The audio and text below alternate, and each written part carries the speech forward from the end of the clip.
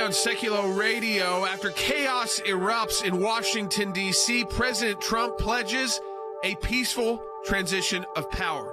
We'll talk about everything that happened and what's next today on Jay Sekulow Live.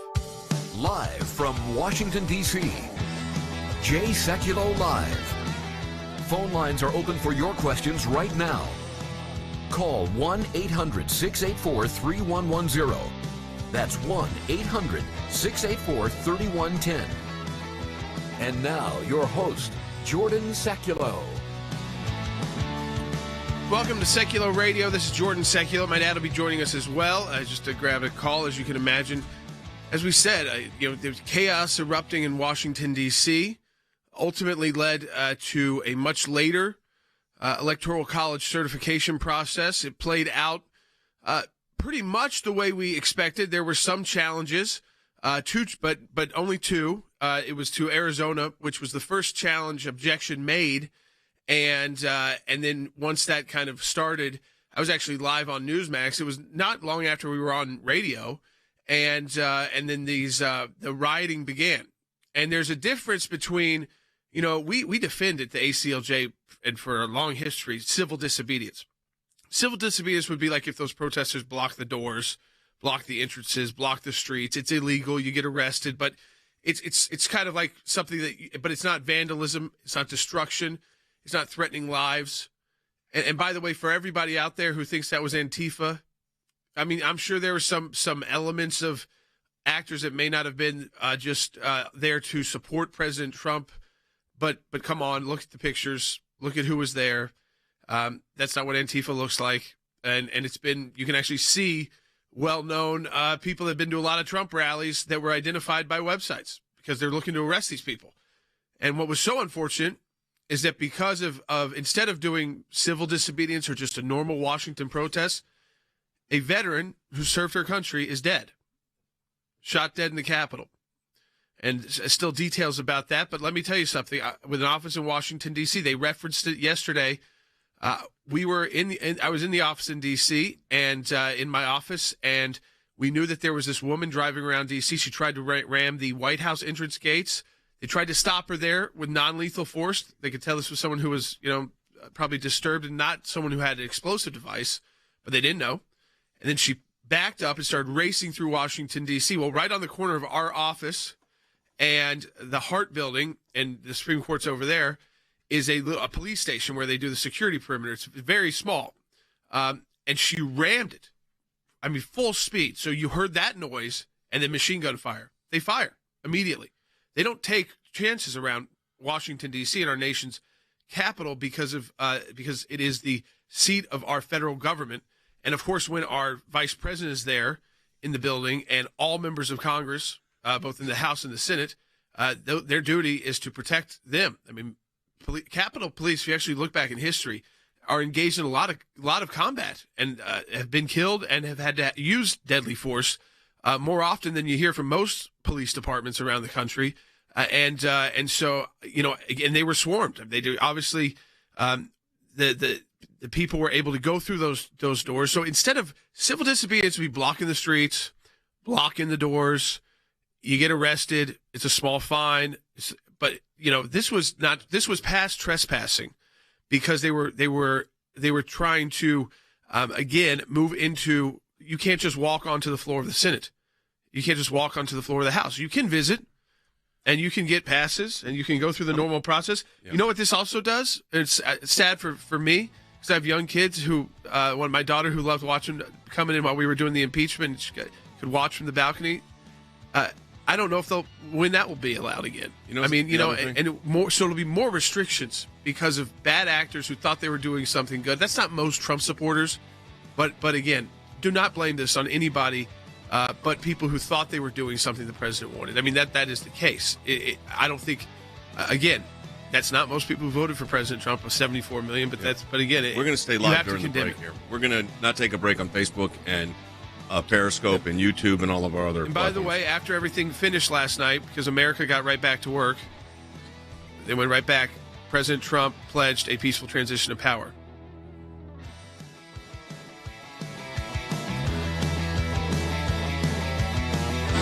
want to give a little bit of a personal anecdote to our friends that are watching on Facebook and ACLJ.org or on YouTube or any of the other platforms. We're on Parler if you're watching there, or even Rumble if you're watching later in the day. And that, because this had a big impact on me. It was just about a year ago that Andy, Jordan, and I were in the Senate floor you saw yesterday on TV, that became occupied by terrorists. Okay? That's what they were. And when I saw in the seat that is for the presiding officer of the Senate, or in the House, where the Speaker of the House is, occupied by violent protests. These aren't even protests. These are terrorists, in my view.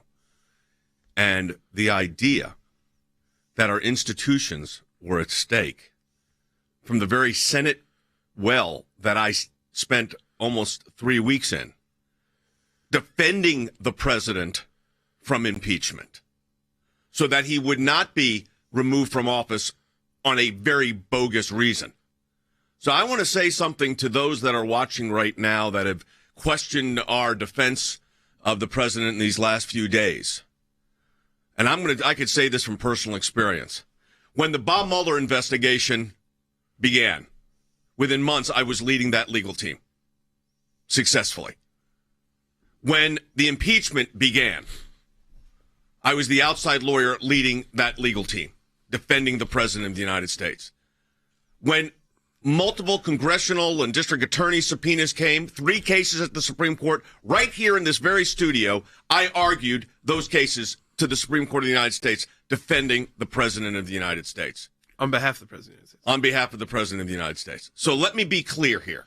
For those of you, and I saw some of those tweets last night, that are questioning our loyalty, I'm going to say something on air that I just was telling our audience on Facebook and YouTube. I need to say this because I'm very disheartened by what I saw when I saw terrorists inside the nation's capital, inside the Senate chamber or the House chamber, sitting in the chairs that are used by the Speaker or the President of the Senate. I found that outrageous as someone who spent 3 weeks in that building. And remember what I was doing there. For those of you that are criticizing us, which is not most of you that are watching this or listening to us. When Robert Mueller's investigation began, within months, I became the lead outside counsel defending the president on behalf of the President of the United States. Drew that to a successful conclusion. When an impeachment proceeding began, which was totally bogus as well, I led the outside legal team in conjunction with the White House counsel to defend the President of the United States, Donald Trump. When 2 congressional committees and the District Attorney of New York were trying to get records in a way we felt was inappropriate, I put those 3 cases together at the Supreme Court of the United States with my colleagues. How dare some of you criticize what we have done defending the president because I said on this broadcast that the Vice President of the United States doesn't have the constitutional authority to select electors, which he doesn't. And Mike Pence was right in the way he handled it. That's all I'm going to say about it, because we've got Rick Grinnell here as well. I want to talk to Rick about this. I know you do too, Jordan. Andy's here, and we'll talk about this. Yeah, I mean, Rick, you were very strong in your statement condemning the attacks. I said both liberals, conservatives, most Americans were better than this, and the world, I think, saw how quickly we are better than this, because while all that chaos was going on, and you could imagine that could have continued later into the evening, the various security forces that came in, Rick, whether it was police, National Guard, state troopers, federal forces, and cleared the Capitol, and they were able to go back to business. That's what makes America America, even when we face those kind of, whether it was a kind of a bizarre coup attempt or just trying to squat on the Capitol, they got back to business and finished their job. Look, I think we need to go back to last summer when a lot of the violence in Portland and Seattle, we were told it was peaceful protesting, but we could see with our own eyes that it was looting and that it was destruction and violence. And they started attacking parks and statues and really going after small businesses. And when this happened, there was an unequivocal call from the conservatives that violence is not the answer, and that we should call out Black Lives Matter and Antifa for not being clear enough with their people in the protesting that were immediately moving from protesting into violence. And we did not see that call from the left. You go back and Kamala Harris was trying to raise money in order to get people out of prison that had just been looting and doing these things. She said it would continue. Joe Biden was not that clear about Antifa and the Black Lives Matter moments where individuals within those protests immediately started looting. Now, I get that not every single person should be painted with such a wide brush and say that all of BLM was a mass movement of looting. We get that. Protesting, and I see it all over my hometowns in California, protesting and standing up to change policy is as American as it comes. It's what we do in a democracy. But I was proud yesterday to see unequivocally all of the conservatives immediately rush to say violence is never the answer. It was a very sad day to watch that. We can never resort to violence. Protesting is appropriate. And when people are upset about the election, they get to protest. They get to petition the courts. They get to petition through the constitutional rights of what to do inside the Capitol. But when barriers are broken by individuals, that's unacceptable. I did not see the left be consistent. I saw them immediately scream yesterday about the Trump protesters and some who broke into the Capitol and did terrible things, and we all condemned that. And I saw the left do that yesterday, but I did not see the left do it last summer. Conservatives did both. They did it last summer, and they did it when the Trump protesters broke through, and whoever they were. Now, let's also talk about who these individuals are. I am all for using cameras and video footage to identify each an individual who broke into the Capitol illegally, committed violence or squatting or whatever they did when they break through the Capitol.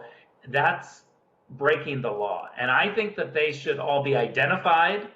Transparency should be paramount, and that every single individual should be prosecuted to the fullest extent of the law. This is what we do in a democracy. And that's 100% correct. You know, Andy, you and I have defended civil disobedience for pro-life protesters, Yes. But I'm not defending the bombing of an abortion clinic. Okay, there's a distinction. And one is civil protest, even civil disobedience, which is a violation of the law, but it's trespassing. And it usually, in those cases, it was kind of like the lunch counter sentence. It was people in front of the doors to the abortion clinic. This was violence by terrorists, domestic terrorists, in my view, that were dangerous, really dangerous. That's true, Jay. You know, the fact that we have a democracy today does not give the person the right to resort to violent acts that are terrible and awful, that undermine really the processes of government. That's not right. I want to say, for all of you, I'm seeing it right. I saw it all last night. Oh, this was just Antifa. No, it was mostly it was people who came to a rally for President Trump, and some of those people committed, as Rick said, acts of violence.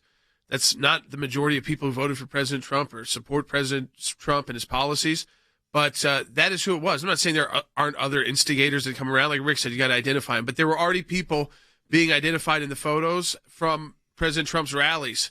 So the fact that you're trying to blame this on other groups. You don't have to take the blame. It's not your fault if you didn't do these acts. It's not your fault because you voted for President Trump and you supported his policies. But don't try to shift the blame.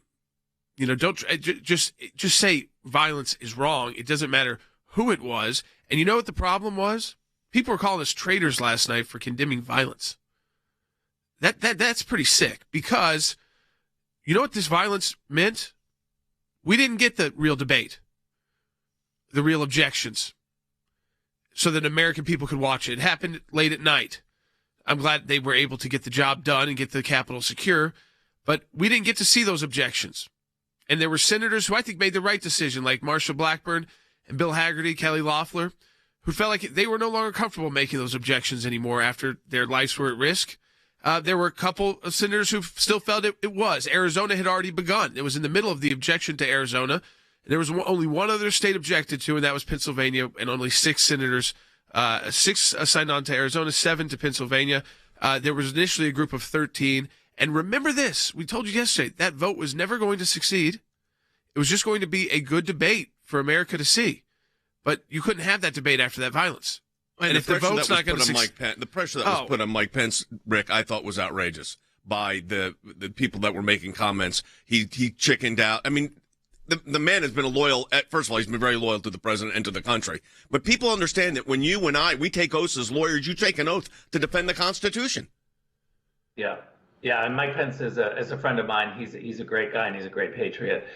Look, let me just go back on the protesting, because I think this is a really good, important point for our listeners. When I have some friends here in California who they're not left, they're not right, they're not actually that political, but they took their kids to a Black Lives Matter rally because they were sympathetic to wanting to make sure that Black lives did matter.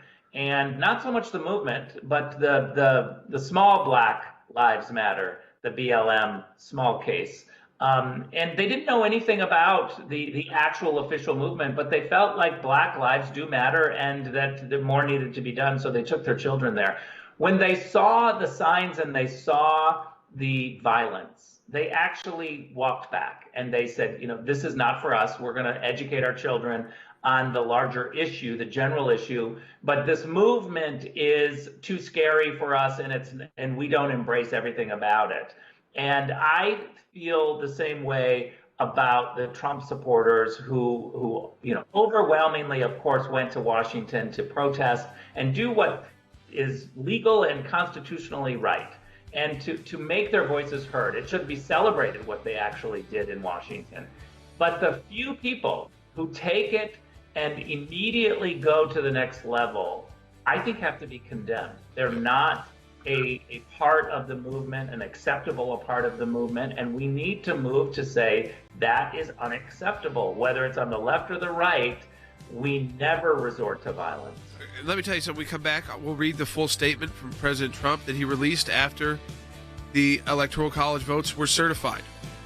And that was late in the evening, so I want to make sure we read that for all of you. We come back on Jay Sekulow Live. Protesters became looters, turning the Capitol inside out. Sadly, 4 people died in the chaos. When Congress first returned to the chamber, it was Vice President Mike Pence, and he was quick to condemn the violence that he had just witnessed firsthand. They want to make the point that the mob did not win today, that democracy will prevail. That's why they want to come back into session. We condemn the violence that took place here in the strongest possible terms. We grieve the loss of life in these hallowed halls, as well as the injuries suffered by those who defended our Capitol today. And we will always be grateful to the men and women who stayed at their posts to defend this historic place. To those who wreaked havoc in our Capitol today, you did not win. Violence never wins. Freedom wins. And as we reconvene in this chamber, the world will again witness the resilience and strength of our democracy. For even in the wake of unprecedented violence and vandalism at this Capitol, the elected representatives of the people of the United States have assembled again on the very same day to support and defend the Constitution of the United States. So may God bless the lost, the injured, and the heroes forged on this day. May God bless all who serve here and those who protect this place. And may God bless the United States of America. Let's get back to work.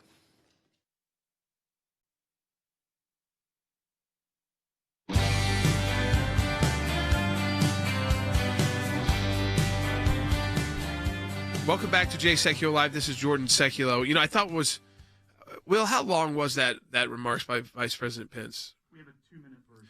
I thought it was important for everyone to hear, and then I will read to you the statement from the president that came immediately following the certification of the Electoral College. So for all of you who think he's out there still denying that, that this fight continues, it's actually, he said the fight is now over in the statement. But I want to play, because this is bigger, the idea about what this means for our country. And as I was watching this, the second night in a row, we've been basically not asleep. But I saw Vice President Pence, and these remarks they caught my ear, and they made me feel pretty good actually at that moment after seeing so much chaos and destruction, and of course the loss of life. We know 4 people killed in that one veteran shot. And let's play it, Vice President Pence. Thanks to the swift efforts of U.S. Capitol Police, federal, state, and local law enforcement, the violence was quelled. The Capitol is secured, and the people's work continues. We condemn the violence that took place here in the strongest possible terms. We grieve the loss of life in these hallowed halls, as well as the injuries suffered by those who defended our Capitol today. And we will always be grateful to the men and women who stayed at their posts to defend this historic place. To those who wreaked havoc in our Capitol today, you did not win. Violence never wins. Freedom wins. And this is still the people's house. And as we reconvene in this chamber, the world will again witness the resilience and strength of our democracy. For even in the wake of unprecedented violence and vandalism at this Capitol, the elected representatives of the people of the United States have assembled again on the very same day to support and defend the Constitution of the United States. So may God bless the lost, the injured, and the heroes forged on this day. May God bless all who serve here and those who protect this place. And may God bless the United States of America. Let's get back to work. I thought about, Rick, you said yesterday that, God's in control of this, and that's correct, and which Mike was clearly referencing for praying for God's continued blessing on America, which I believe that's exactly the right thing to say. But it was interesting also, he closed it with, let's get back to work. This was important because you also served as our highest diplomat in Germany, G7 country. This was important for the world to see that even with this unbelievable disruption and chaos, that by the end of the night, early into the morning, the matters were resolved. Absolutely, and I think that's an incredibly important point, because we are just like every other country where we have citizens that are frustrated and that don't agree with government. The difference is that we have a process, we have a legal process, and we know how to immediately come down on law and order's side, follow the rules, follow the law, follow the Constitution, and get back to work. That is the hallmarks of an amazing democracy. And for the Vice President, after that terrible day yesterday, to immediately say, we're fixing this problem. Those who breached will be prosecuted. This is terrible. But now we, as responsible members of the body that's governing the greatest country in the history of the world, are going to get back to business. And so I think we need to also talk a little bit about the media. This has really been, I think, a long time in coming. I saw for the first time yesterday, and I tweeted it out, USA Today, Gannett paper, has issued a statement to the reporters that they cannot get political on social media, that they cannot be commentating on individual politicians or individual actions, that they've got to stick to journalism. I want to applaud that move because I think it's very rare and way late, but very good. And I think other outlets need to do that, and we need to enforce that, because what's happening to our media is journalism is dead. And all of the outlets have become slaves to the business model. And that means clicks and loud, black and white opinions. Nuances are gone. The gray area is gone because people don't click on it. It doesn't sell. And so they're racing to the extreme and radical positions, and they're hiring people who just give opinion rather than do the hard work of journalists. Now, I know that doesn't mean every single person in journalism does that, but I do have to say that an overwhelming number of outlets have shamefully let their standards down. And this causes many problems. It causes frustrations, certainly on the conservative side. And we got to put big tech in there as well. What they're doing by silencing voices is not helping the situation. They're making the frustration more pronounced, and I would say the situation worse. It was interesting. We have on YouTube Super Chat said that as a lifelong conservative black man, I have endured more than most conservative have. We have suffered a big defeat. That does not mean we abandon our conviction and act like undisciplined children. That's a very good statement. And I agree with everything Rick said too. That's right. You know, we were talking about this, the policies, the way that government was beginning to function again, like the VA, I think about it, our foreign policy, our domestic policy, even the midst of COVID, the economy, protecting the rights of the unborn. This administration, unfortunately, some of this will be overshadowed, but long term, think about the three Supreme Court nominees. Think about Justice Amy Barrett. Think about Gorsuch. Think about Kavanaugh and those battles. And again, while there will be people who say, well, this entire incident will be, cause this cloud to hang over President Trump and the Facebook bans and the Twitter bans. The truth is, it is a sad day in a sense because, as he said, and I'll read the statement, because those policies were so great that we were finally starting to drain the swamp, that we had shifted the way the foreign policies Rick talked about, and that we had changed the way we did our domestic policy. The economy was booming, even going through COVID. Project Warp Speed, a vaccine created record time that everybody told President Trump could never happen, that he was lying to everybody, and yet it happened. So, you don't want to forget any of that, but you also don't ignore this. This is what the president said right after the Congress certified the electoral votes. Even though I totally disagree with the outcome of the election and the facts bear me out, nevertheless, there will be an orderly transition on January 20th.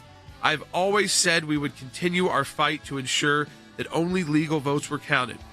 While this represents the end of the greatest first term in presidential history, it's only the beginning of our fight to make America great. So again, there it is. That is the president's statement, not ours, the president of the United States. Back, second half hour, Jay Sekulow Live. Go to aclj.org to learn what's going on. Facebook, YouTube, Periscope. Share this with your friends and family. Important discussion.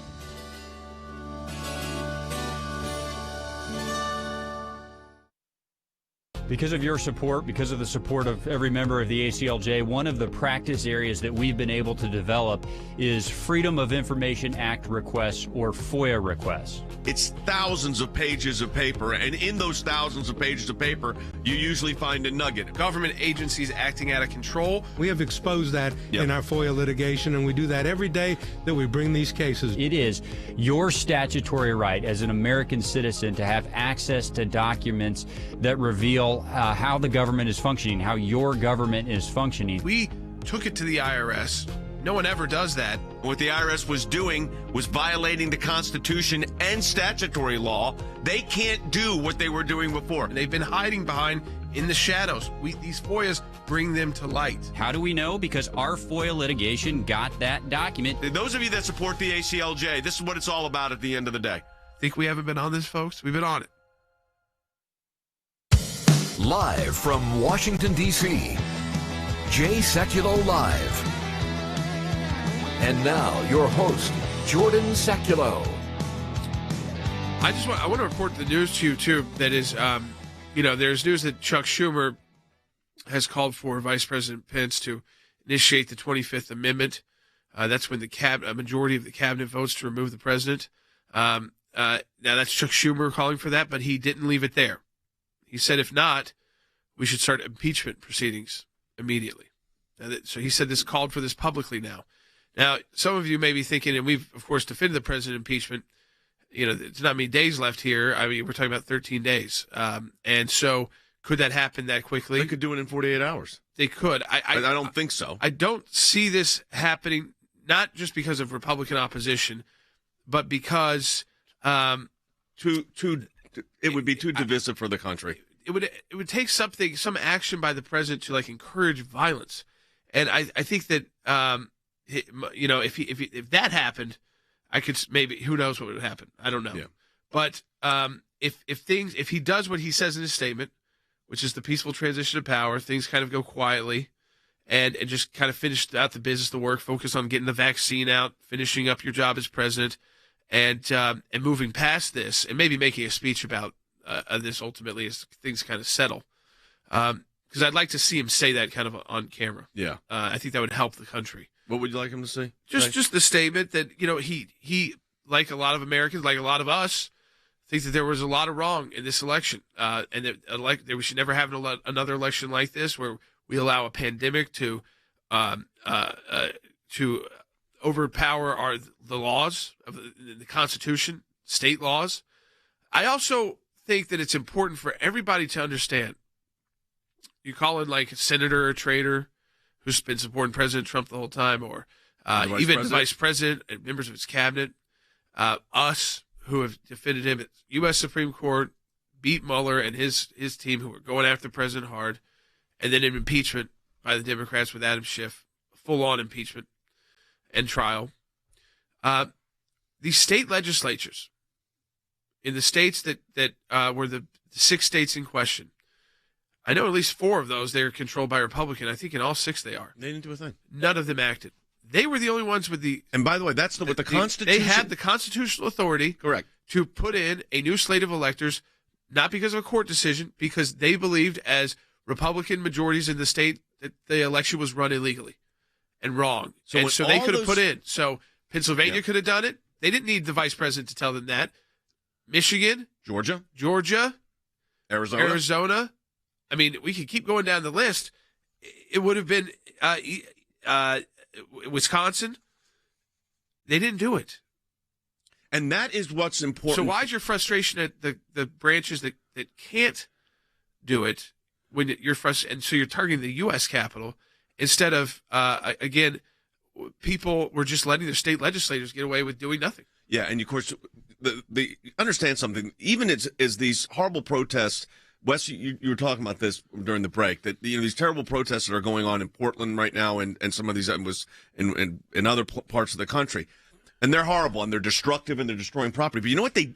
This is going into the House of Government, the People's House, and sitting yourself in the seat or the chair of the Senate President or the Speaker of the House, as if what? This was some kind of false coup attempt?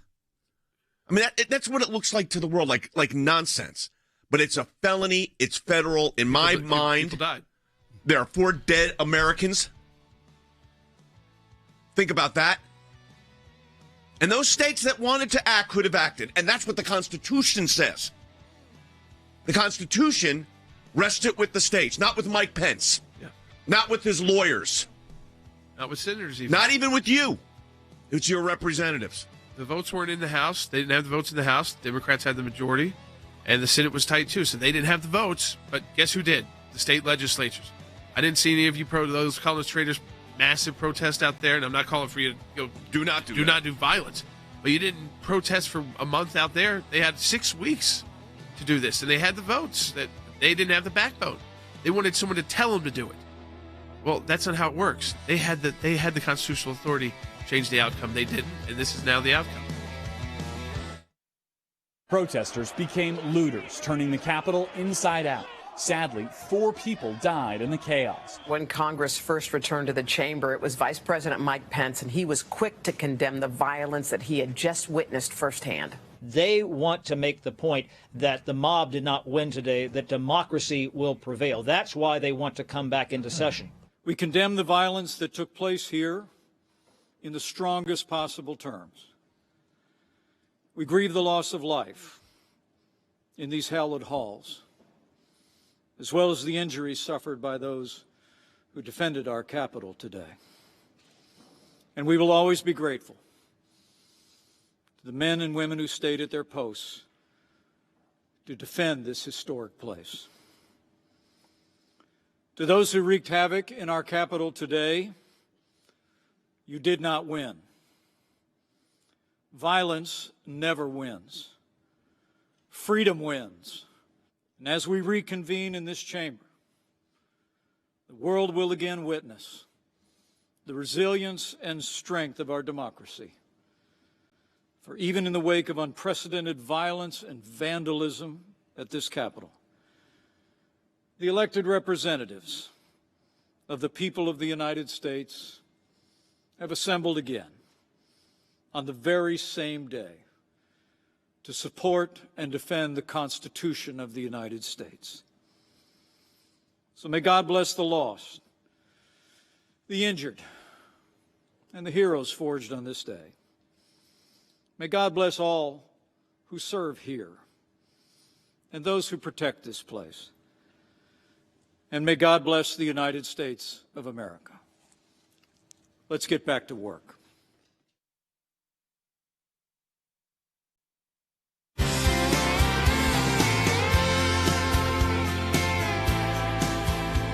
Back to the broadcast, everyone. You know, I want to say something first to my friend Mike Pence, the Vice President of the United States, who did exactly what he was authorized to do under the United States Constitution and got a lot of flack for it. But he was right. I want you to think about this for those of you that are posting things that are it's such nonsense if you think about it. Do you really think the presiding officer of the United States Senate should have the authority on his own to select who the next president of the United States is going to be simply by saying, I reject these particular electors? I mean, think about that for a minute. Let's think about first principles. We're a constitutional republic. You know, Ben Franklin famously said, when was asked after the drafting of the Declaration of Independence and ultimately then, of course, at the drafting of the Constitution, he was asked, what do we have, Dr. Franklin? And he said, a republic, madam, if you can keep it. Now, the good news is we did keep it. With all of the violence yesterday inside our house, the Capitol, as the Vice President said, let's get back to work. They did. But, you know, Wes, you're a retired colonel in the United States Army, but you're also a retired chaplain. And a priest. You said something during the break that I think is important for our audience to hear, and that is basically a return to some first principles here and understand what we've got. Yeah. Our culture, we have actually gone about somehow tacitly approving cruelty and violence and bad language and name calling and you know, the media and those on the left up until yesterday have actually tacitly approved some of the demonstrations that cost people's lives, that burned down police precincts, that destroyed property.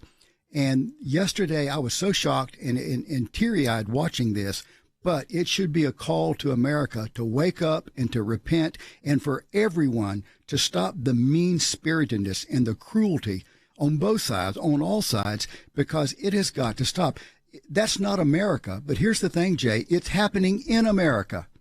Yeah. And as citizens, as individuals, as party leaders, whatever our position is, we've got to stand up and say enough is enough on all forms of violence and cruelty and the things like we saw yesterday, but not just what we saw yesterday, the things we've been witnessing since last spring in America. There is never any justification for violence, for the destruction of property, for attacking law enforcement officers. It is absolutely uncalled for. And I really, really hope that this is a wake-up call, that as a nation, we will repent and come back together. You know, the the scary part of this, I think, for all of us that watch this and participate in the body politic is it was a total breakdown, Andy, of the rule of law. I mean, the rule of law means we are a nation of laws. We have rules and regulations and laws, and if you don't follow them, you get prosecuted. That's right, Jay. The rule of law is the most important thing. We are a country of laws and not of just men and women who take the law into their own hands. I think what impressed me more than anything else was the fact that after this blatant and horrible attack on the citadel of democracy, we got back to work. We immediately quelled the insurrection, if you will, the violence, the hatred, the bigotry, the evil that was shown. And I saw people taking shields of police officers and breaking the windows to get into the Capitol. As you mentioned earlier, I saw somebody sitting in the chair where the Chief Justice of the United States sat and presided over an impeachment trial with his feet up on the desk. But after that mob was cleansed and cleared from the Capitol, from the House and from the Senate, what impressed me more than anything else is we put it immediately behind us and got back to work, got back to the process of counting electoral votes, of hearing objections, of voting, and of finally certifying whether you agree with the election or not. The process of the Constitution took effect, certifying the new president and the vice president. And that's what impressed. Not a week later, not a month later, but on the same day that this happened, we got back to work and concluded what the Constitution told us we had to do. That impressed me very much. And I have to also agree with you. I was impressed with Mike Pence. The man is a patriot.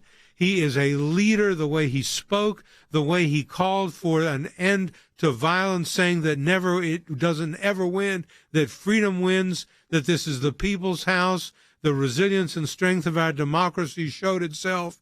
We are not a lost cause. We've got to put this violence and this horror behind us. But what impressed me again, and I say it again, we've got back to work and concluded the business of certifying the election immediately. Yep.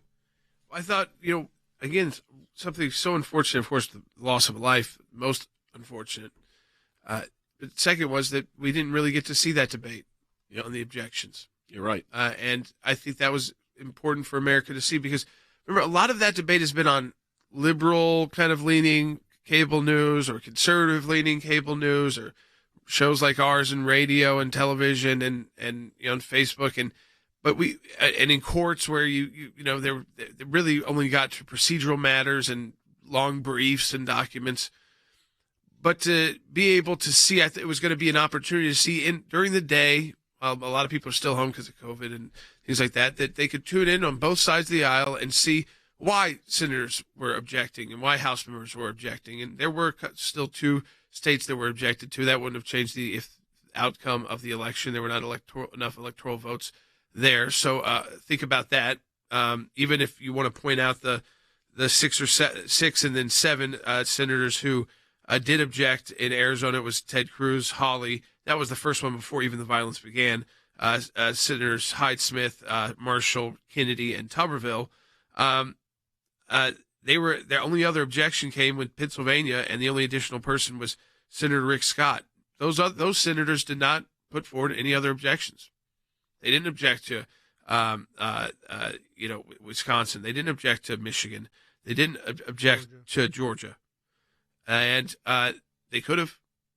So you realize we didn't get to have that debate, and even those who were going to object to enough where it would have been outcome determinative, even if we knew the vote was not going to be there, decided not to. So you're calling them not traitors, but in fact, they kind of did the same thing because they realized they weren't able to really have the debate anymore. And that's sad too, because we don't want another election like this where the laws aren't followed and signatures aren't required and you don't have to request ballots and they just get mailed to everybody and there's no verification and people don't have faith in their process. And we didn't get to have that debate. And because it would have been a civil debate, but it would have been one that people didn't really get to see yet on both sides about why they were making those objections. And that is something that is also disheartening from this. And again, I just point you back to where if you really felt, as many of us do, that this election was wrong, that there were a lot of things done wrong in the election, something appeared illegal conduct. Some people throw out terms like fraud. I think you just focus on what was done illegally because there were state laws changed by courts, not the legislatures. And in those states that were the swing states, the legislatures where that happened, where their courts changed their rules, they were Republican, and they had the right, power, constitutional, and under their state laws, to put in new electors. President Trump could be in a second term if they had the backbone to do that. They had 6 weeks to do it. They didn't need a court to tell them to. They didn't have to put forward evidence. They could have just said, we've seen everything. It was because you changed the rules of the game. That's it. And they didn't do it.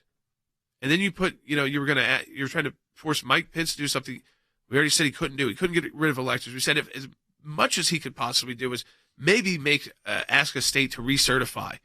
And at the point of what happened yesterday, do you think any of those states, which by the way already didn't have the backbone to do it before, were after that violence going to somehow shift it and give no?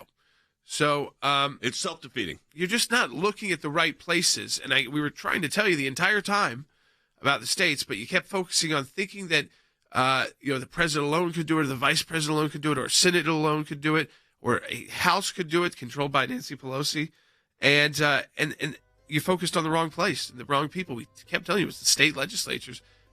They could do it, and they didn't. But I think just that overshadow of a debate that would have, I think, helped a lot of Americans. Probably what we need to see now is a speech from the president that kind of puts this all to rest. And he could say that, I disagree with a lot of what was done in the election. That's fine. A lot of Americans do too. But he also can condemn violence. Well, he needs to condemn the violence. I mean, he did that video yesterday, but I think condemning the violence, I think saying that he disagreed with the election results, which he obviously did, a lot of us did, and he challenged it as many court cases as he could do, and those cases were not successful. And even though he disagrees with the outcome of those decisions, he respects the rule of law, thus there will be a peaceful transfer of power, which he said there will be. But it was horrific that we had to go through this yesterday.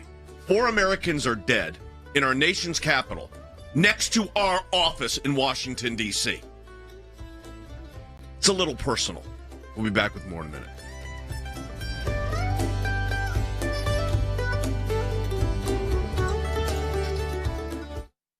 Thanks to your support of the ACLJ, we have had many victories. The IRS now formally apologizing to Tea Party groups. The IRS did the right thing by resolving the case with an injunction that mandated a complete change of the IRS nonprofit tax-exempt work as it relates to issue advocacy organization. If any group feels like they're being targeted, they can go to federal court and bring our case.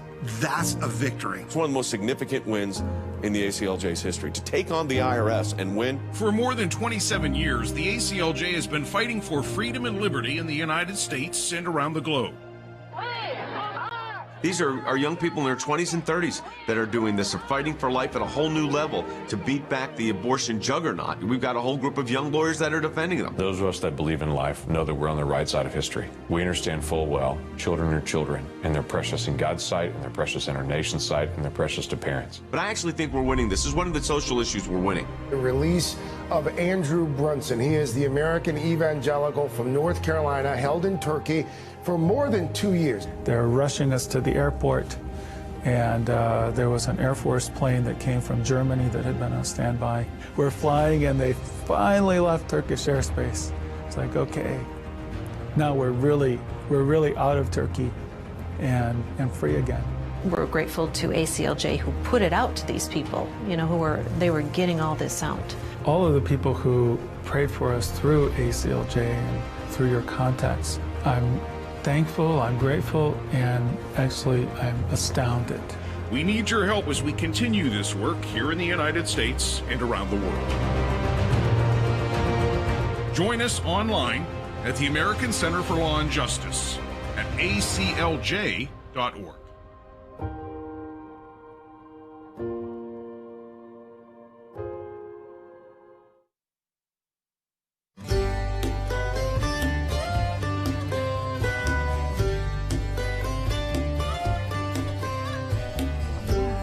back to Sekulow Radio. Again, we wanted to spin this show, and we're live, but we didn't want to take a lot of calls. We didn't want to get in debates with people yet. This is still very fresh, still very real. I want to again read, because this happened very late at night. The president, has been blocked from. You can argue about that being wrong or right, but he's blocked from at least Facebook and Instagram until after his presidency. Is it also Twitter still blocked as well? Is that until after his presidency also, Will, or is that just for right now? Indefinitely. But his deputy chief of staff, Dan Scavino, very late, early hours actually of the morning. I happened to still be up, of course, because I was watching all of this happen and what the Senate was doing and the House. The statement, he put the statement out when the Electoral College votes were certified from President Trump, because the president couldn't do it from his own Twitter account anymore or his own Facebook account. Quote, "Even though I totally disagree with the outcome of the election and the facts bear me out, nevertheless, there will be an orderly transition on January 20th. I've always said we will continue our fight to ensure that only legal votes were counted. While this represents the end of the greatest first term in presidential history, it's only the beginning of our fight to make America great again."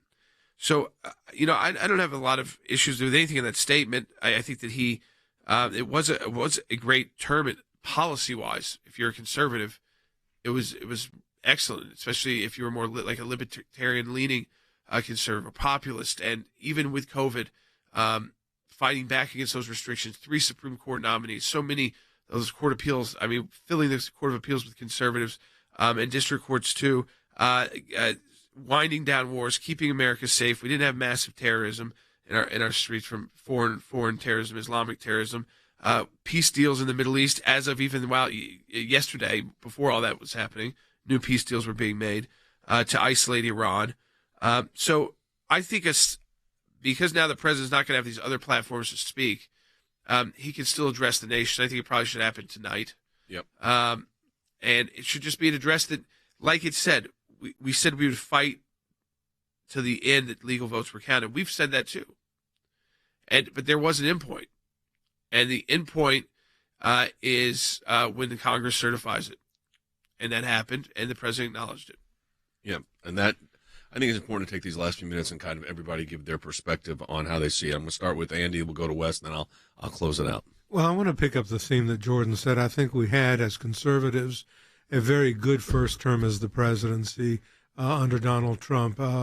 The tax decrease, especially, Jay, the shaping of the Middle East and the peace that I have seen between Israel and those who would see Israel devastated and destroyed. I think those were important factors.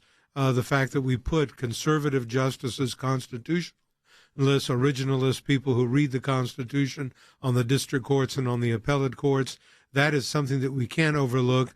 The fact that he put America first, that we made America a priority in our thoughts and in our minds. I think those are very important things that you have to give the president credit for having done. I hate to see it having been marred by this last outbreak of violence. That was a terrible thing. But again, I repeat, we got back to work immediately after that, went back into session in the Congress, went back into the House of Representatives, and the chamber was filled, and I regret, as Jordan said, that we weren't able to see the debate because that's part of the process. But nonetheless, it was concluded in a constitutional manner. We're getting a lot of comments like this. And, I don't think these are necessarily ACLJ supporters. And I understand some people are just mad about the election results. I get that. We are too. But Raul wrote, "You guys are making me sick. Where's your loyalty to the Constitution and to the American patriots?" Let me just make this really clear to everybody. The people that broke into the Capitol didn't break into the Capitol while it was not in business, while they weren't in session. They didn't just block the doors in civil disobedience. They had no fidelity to the Constitution. You know why? They were breaking in on a constitutional function of Congress, of the American government. So if you believe in the Constitution, you wouldn't be supporting people breaking in to stop a constitutional process. That includes the ability to object to electors and to throw out electoral votes. They have that ability. They didn't have the votes to do it. We knew that going in. But if you are the people who are, I guess, supporting going in and trampling or trying to prevent a duty, constitutional duty of our executive branch, the vice president acting his legislative role, and of course Congress, the legislative branch. That is not conservatism, folks. Okay? That's not how conservatives fight. That's not how, libertarians fight. We win with our ideas. We fight back in courts, in the court of public opinion, and we bring people to our side. We don't trample on the Constitution, and we don't try to prevent constitutional acts like the certification of an election, which allow for changes to electors and objections to be made. But those objections, only 2 were made. Not even enough to change the outcome of the election. That's because of the violence. Okay? That's because of what you're saying you're making us sick for not supporting it. I mean, no, it's sick that you even think that was right. People are dead. A young woman who served her country, and I don't know exactly what she did for where she was running through, what barricade, but was a veteran, is dead. And for a moment there, it reminded me of what it looked like in Tehran, because you see those protesters storm, and now they're doing it in the streets. That's okay. We allow that in America.